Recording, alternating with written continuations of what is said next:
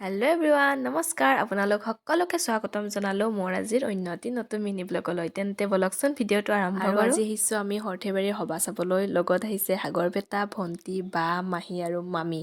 আৰু সভা বুলি এইকেইদিন ঘৰখন আমাৰ ভৰি পৰিছে আলহী। পিছে আপোনালোকে সৰ্থেবাৰী সভা চাবলৈ আহিছেনে অহা নাই? যদি অহা নাই জল্দি আহক, নহ'লে কিন্তু মিছ কৰিব একেবাৰে সভাখন। আৰু এয়া সভালৈ আহি আমি সোমালোঁ। প্ৰথমতে আমি ফাৰ্ণিচাৰৰ দোকানবিলাক চাবলৈ আহিলোঁ। তাৰপিছত আমি কাপোৰৰ দোকানত সোমালোঁ চাদৰ মেখেলা চাবলৈ আৰু চাদৰ মেখেলাও কিনিলোঁ। আৰু সভা চাবলৈ আহি কাপোৰ বা বস্তু কিনাতকৈ অত্যন্ত জৰুৰী কামটো কি জানেনে আপোনালোকে? পেট পূজা। আৰু পেট পূজাটো কৰিব লাগিবই আৰু সেইকাৰণে আহিলোঁ পেট পূজা কৰিবলৈ। এইপিনে আকৌতো আমাৰ সাগৰ বেটাৰ কথা ক'বই নালাগে।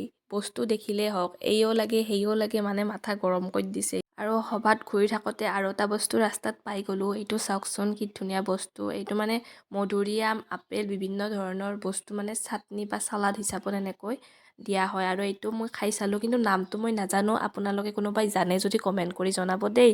আৰু ইমান ভাগৰ ধৰিছে সাগৰ বেটাক লৈ লৈ ঘূৰাৰ কাৰণে, সেইকাৰণে ভণ্টিকো দি দিলোঁ মাজে মাজে ল'বলৈ। আৰু আপোনালোকে যদি কোনোবাই সভাত বস্তু কিনোং বুলি আহে তেতিয়াহ'লে কলাত সৰু ল'ৰা ছোৱালী লৈ নাহিব দেই, একেবাৰে দিগদাৰ হয় বস্তু কিনিবলৈ। আৰু যদি এনে ফুৰুং বুলি আহে তেতিয়াহ'লে লৈ আহিব পাৰে, নহ'লে ঘৰতে থৈ আহিব কাৰণ বস্তু কিনিব ধৰিলে। আৰু সভাখন এয়াই দেখুৱালোঁ, আপোনালোককো দেখুৱালোঁ, ময়ো এনজয় কৰিলোঁ। আৰু এইটো চাওকচোন সবাৰখলাৰ মন্দিৰটো। আৰু এইখন হৈছে মীনা বাজাৰ। আৰু এয়াই আছিল আমাৰ সৰ্থেবাৰীৰ সভা মহোৎসৱ। মই যিমান পাৰোঁ ভিডিঅ'টোৰ জৰিয়তে আপোনালোকক দেখুৱাবলৈ চেষ্টা কৰিলোঁ। তেনেহ'লে ভিডিঅ'টোত এইখিনিতে বিদায় লওঁ। Bye bye.